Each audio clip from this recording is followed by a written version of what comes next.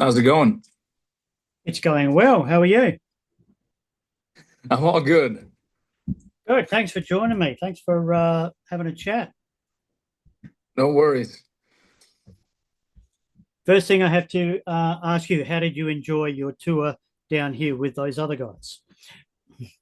Oh, it was fantastic. It was, um, being down under, being in Australia, even New Zealand, first time for me personally. Some of my favorite places, of all places. So just to be back in Australia and everything for me was personally absolutely amazing. The shows were terrific, everything. So, I can't wait to be back again. Yes. Well, we will welcome you back anytime. Yeah, Now, how do you go juggling bands? Is it a juggle or is it a piece of cake? How does it work with the other guys? it's juggling a piece of cake. Uh, if that makes any sense. No, it's Yeah, it does. definitely well, it requires me to work a whole lot and to be out on the road a substantial amount of time every year. But I've done this for many years now. It works. I work hard with both bands, and I enjoy it immensely. Um, it's all good. Hmm. Have you ever had to reschedule one tour because the other band's tour was running over or anything like that? No, usually you have to work a lot in advance to make sure that that doesn't happen. And you plan. Sometimes tours are planned 2 years in advance, sometimes 1 year in advance or whatever. So it gives you a lot of time to plan ahead and make sure that everything falls into place. Um, Last summer, for example, we I played a bunch of festivals, both Amaranth and Dynasty, on the same day. And sometimes some festivals, it was maybe played Friday with Dynasty, Saturday with Amaranth, or vice versa. And you know, all is possible. Have you ever introduced the wrong song or started singing the wrong song? Like started singing an Amaranth song with No, no, that has not happened. No. I was chatting to someone who is in two bands and he said it's funny you should mention that and he went on. So it's good to know that you haven't. Tell us about the latest album, Game of Faces. Tell us all about it, how that came about, how long it took, what was involved. Hmm. Well, this album took a little longer. I mean, 2.5 years between albums is not a very particularly long time, but for us, maybe it's a little longer than usual. We usually release albums, within 2 years of each other. But this was also because when we started making this album or writing this album, we just came out of the whole COVID pandemic era, and the restrictions were lifted, and there was a lot. We had basically two albums to go out and tour on at Mm. that point that nobody had heard live. So we had a lot of ground to cover and time to make up for those years. So we wrote this album basically in between tours and other responsibilities and everything. So the writing process was a little more spread out than maybe usual for us. So that was probably a little bit different from anything that we've done before, and that's maybe why it took a little longer than usual as well to make this album. But other than that, it's the same kind of principles that we've uh, the way that we work sort of stayed the same for the past 6, 7, 8 years or so. We have a method of working and doing things that we are very comfortable with and so on. But we definitely we always try to find new ways of developing and being more efficient when in terms of songwriting and song producing and album recording and everything. We always try to innovate ourselves and find new ways of doing it. So it's more or less the same process every time, but we fine tune it and own it a little bit. Okay. Do you ever write on the road, or do you have to be in your zone, as it were, to write? No, we usually don't ride on the road. The way that we work is that we sit down and demo and write the songs at the same time. Yep. So that would we would have to bring our home studio set up on the tour bus and bring everything like that, enabled to do that. And usually there's not a lot of time on the road either Mm, for mm, that kind of stuff. I know throughout the history of rock, there's been plenty of bands who have been riding on the road and make it work, but we've never tried it, and it would take some preparation at least mm. for us to do it. Maybe in the future, who knows? Maybe we will be forced to try this at some point. I'm just trying to think of how to phrase the question I want to ask. With touring on the bus as opposed to fly in, fly out, how is that on the body? I mean, you'd obviously prefer being on the bus. You could go in and probably relax a bit quicker. Is that the case? Yeah, there's pros and cons to both ways of touring. I think in general the main pro thing about um, traveling by bus and is that you sleep and travel at the same time, so you knock Mm, out mm, two birds with one stone basically. mm, Whereas you have to travel and go to airports and hotels and etc., you lose a lot of time mm, for all this, and usually what suffers is the amount of hours that you can spend sleeping. So these fly-in tours can be very demanding physically, because sometimes you play a very late show, you get back to the hotel way after midnight, maybe 2 a.m., and then you have to get up at 6 or 7 in the morning and go to the yeah. airport and travel all day, and then you go immediately to the venue for sound check, and then you eat dinner, and then it's showtime, and then repeat the process.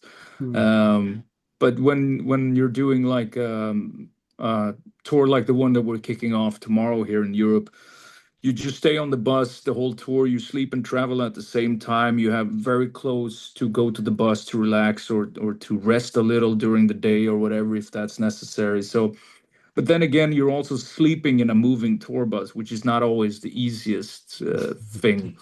So pros and cons to both, but I'd say the reason why most bands always choose the bus tour option is because it is actually the most efficient and easiest way to travel and play a lot of shows, I'd mm. say.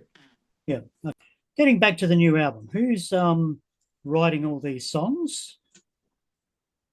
Who's the main songwriter? Or are you getting together as a band and jamming and demoing, like you said? Um, we're basically a trio writing the album. So Mhm. me and both guitar players Luve and Mike. And it's the way that we've been writing for many years now. We work as a trio. Somebody starts with an idea.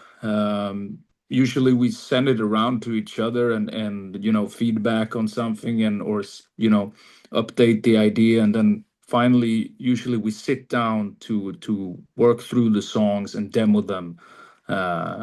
And this is where a lot of the stuff really happens. And then we just keep fine tuning the songs until we feel that they are exactly where we want them to be.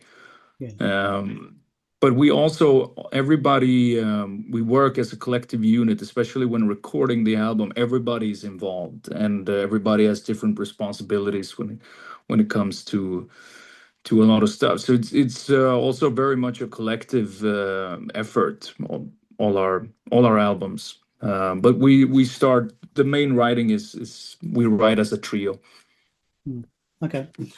The album's been out a few days now. How's the reaction to it? Well, it's been very exciting hearing everybody. I just had an interview with a guy from Australia who said, that, well, listening to this album, it keeps me young. It's so Yeah. refreshing to Yeah. hear this. It just makes me feel like a 20-year-old again. Um, so hearing these kind of reactions is fantastic, especially that it's been quite long in the making, this album, and now it's Yeah. finally out, and you hear what people say. And then, of course, I mean, now that we've released many albums over the years, we have a pretty substantial fan base at this point. There's bound to be people who feel like, well, maybe your previous album was better, or the album before that, or whatever. You Yeah. hear everything, but in general, people are really, really excited and very enthusiastic, and it's the kind of enthusiasm I probably haven't heard before. Like Mm. people really saying, like, I've listened nonstop on this album now for a week. It's just, it doesn't grow old at all. It's just I want to hear it over and over again. Or, I just got through the toughest gym session that I've ever done thanks to your album, and all these kind of reactions. So it's great hearing it. My wife does work out listening to Dynasty. Oh, So, yeah. yeah, I think it's probably a pretty good workout album Yeah. in Yeah. general. Yeah. Yeah. The problem with having, it's not so much a problem, it's a good problem to have, but having so many albums behind you is now you got to fit some songs off this into a set list and not drop any like fan favorites, if you like. How have you gone selecting that? What's a song you will never cut from the set list, maybe? I mean, there are probably a few tracks that we'll never cut from the set list. Fan favorites or songs that just work so fantastically live and are like an integral part of the live show. But when we're starting this European tour tomorrow, there's it's a very different set list compared to the ones that we have played over the past few years, for example. So there's Yeah. a bunch of new songs from the new album that's going to be featured in the set list, and it's going to be really interesting to see how they really work out in the set, because you never really know until you actually get up Mm, on stage. You mm, can rehearse, you can prep them all you want, but you never know for sure until you actually play them in front of a live audience. So it's going to be really exciting. And like you said, it's a balance act between, you want to play a lot of new stuff, but at the same time you want to make sure that the set is really tight and feels really dynamic, and you don't want to forget about all those other great songs that work so well live. mm, mm. And it's Oh, also, important for the band as well, for everybody in the band to feel comfortable, and you always feel comfortable with playing, songs that mm. work very well live, and that you played for many years, that you can sort of rely on when everything else feels really new. Where are you playing on this tour? It's you've mentioned Europe, but what sort of gigs are we doing? I mean, right now we're actually in Budapest, Hungary today, rehearsing, and then we're driving up to Vienna, Austria tomorrow for the tour start. And it's 1 month in Europe, 21, 22 shows all over mainland Europe. Basically, Yeah. we're not going to the south of Europe for this leg. We're going to do that in the fall, and then we're actually heading over to Brazil for the very first time in May for a big festival there. And then we're doing summer festivals in Europe, and then we're doing a tour of Scandinavia in September, and then another leg of Europe, and then hopefully towards the end of the year we have some time over for the rest of the world as well. But I mean, this tour is going to continue all over in 2026 as well. So there's a lot of Mm. ground to cover, Yeah. and we mean to cover it all. That's the Mm. plan.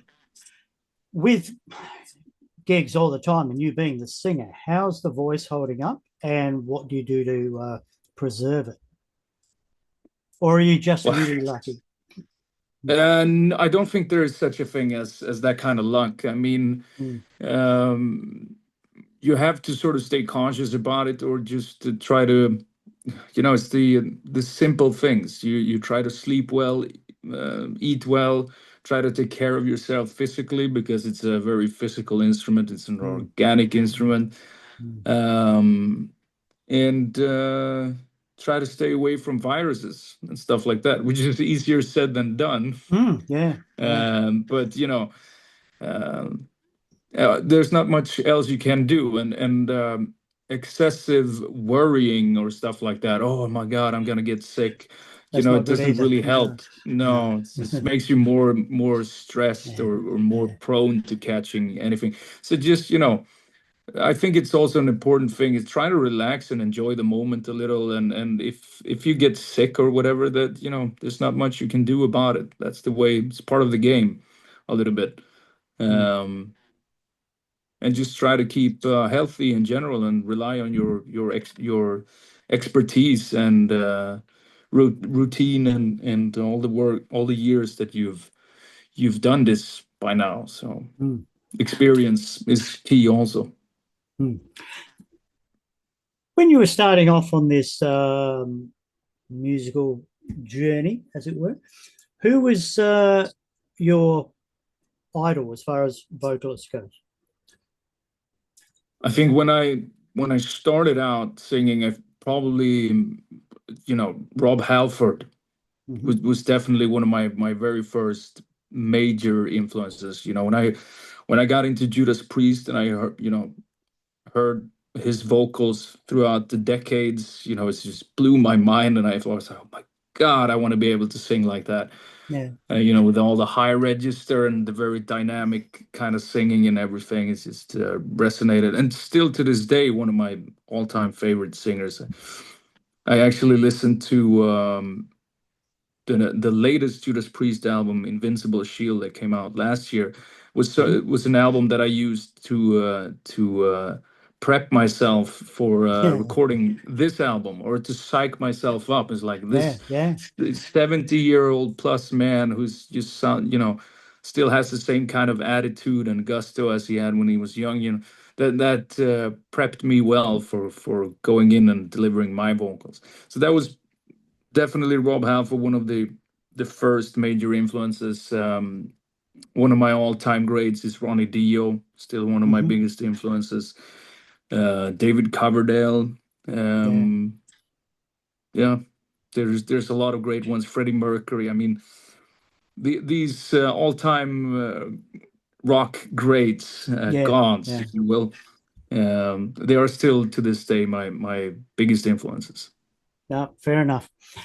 A couple of months back, Glenn Hughes came through here, Oh, and he's like 73. You should hear him sing now, man. It's oh, just I know. It's, an unbelievable. right, Um, everything intact. yeah. Yeah, that's talk about a force of nature vocally as well. So it's Mm, incredible, Glenn Hughes. mm. Let's give us all. Excellent. Thank you so much.